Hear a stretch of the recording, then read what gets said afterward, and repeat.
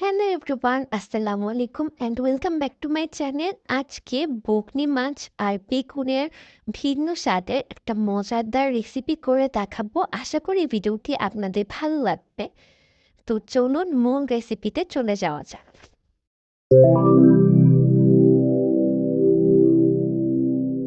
তো প্রথমেই আমি মাছগুলোকে একটু কেটে তারপর ধুয়ে পরিষ্কার করে নিয়েছি। চাইলে এই মাছটাকে মাঝখান থেকে কেটেও ২ পিস করেও রান্না করা যায়। তবে আমি এটাকে ভেতর থেকে ভালো করে পরিষ্কার করে নিয়েছি। আর এখন আমি মাছটাকে একটু মাখিয়ে নেওয়ার জন্য এখানে সামান্য লবণ, 1/2 চা চামচ হলুদ আর মরিচের গুঁড়া দিয়েছি। আর এখন আমি মাছগুলোকে একটু ভালো করে মাখিয়ে নিব। অন্যদিকে আজকে আমি যেহেতু এই মাছটা বেগুন দিয়ে রান্না করছি, তাই বেগুনগুলোকে আমি একটু মাখিয়ে নিচ্ছি। আর এখানে আমি বেগুনের ছোলাগুলোকে কিন্তু ছাড়িয়ে নিয়েছি। দেখা যায় রান্না করলে বেগুনের ছোলাগুলো একদম শক্তই থেকে যায়, সেক্ষেত্রে ভালো লাগে না খেতে। এই জন্য আমি এটা কেটে দিয়েছি। সো এটা টোটালি অপশনাল, আপনারা চাইলে এটা স্কিপও করতে পারেন। তো বেগুনটাকে আমি একই প্রসেসে মাখিয়ে নিয়েছি। আর এখন আমি এই মাছ আর বেগুনগুলোকে একটু ভেজে নিব। তো এখানে আমি চুলায় কিছুটা সয়াবিন তেল দিয়েছি। তেলগুলো গরম হয়ে যাওয়ার পরে আমি এখানে মাছটা দিয়ে দিচ্ছি। আর মাছগুলোকে আমি এপিট ওপিট করে ভালো করে একটু ভেজে নিব। আর এই মাছগুলোকে রান্নার আগে একটু ভেজে নিলে এটা খেতে বেশি মজা লাগে।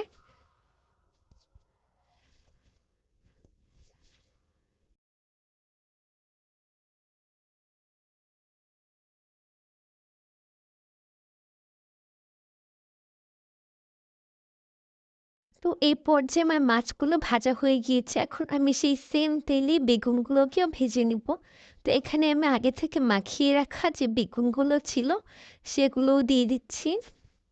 এখন বেগুনগুলোকে সুন্দর লাল করে একটা কালার চলে আসা পর্যন্ত একটু ভালো করে ভেজে নিব। এখানে আমার বেগুনগুলোকেও সুন্দর করে ভাজা হয়ে গিয়েছে। আপনারা কিন্তু কালারটা দেখতেই পাচ্ছেন।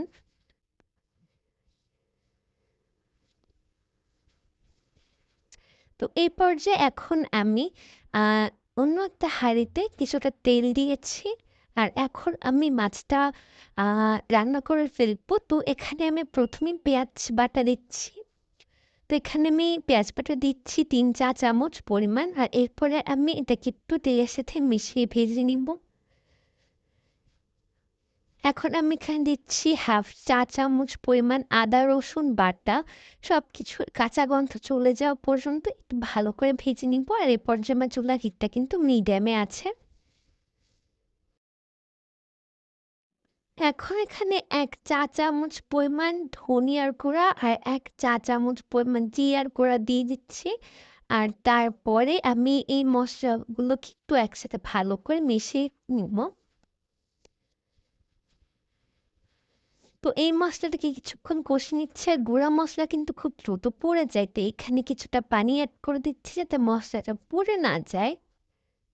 আর এরপরে এখানে দিচ্ছি ১ চা চামচ হলুদের গুঁড়া আর ১ চা চামচ মরিচের গুঁড়া। আপনারা অবশ্যই ঝালটা আপনাদের টেস্ট অনুযায়ী বাড়িয়ে বা কমিয়ে নিতে পারেন। তো মশলাটাকে আমি খুব সুন্দর স্মেল বের হওয়া পর্যন্ত ভালো করে কষিয়ে নেব। মশলা থেকে একটু পর দেখতে পাবেন তেল বেরিয়ে আসবে। আর এখন আমি আরও কিছুটা পানি দিয়ে দিচ্ছি।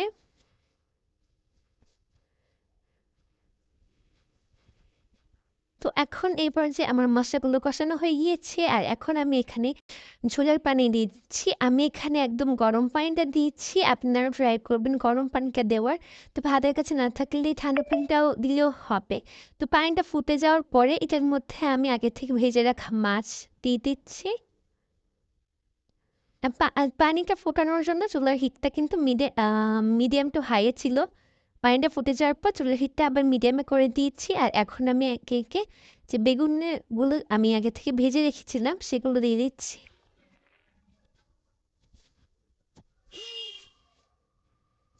এখন আমি সবকিছুকে দিয়ে ঢাকনা দিয়ে এটাকে রান্না করে ফেলবো। আর আমি ২ থেকে ৩ বার ঢাকনা দিয়ে আবার হচ্ছে নেড়ে-চেড়ে মাছটাকে রান্না করে ফেলবো।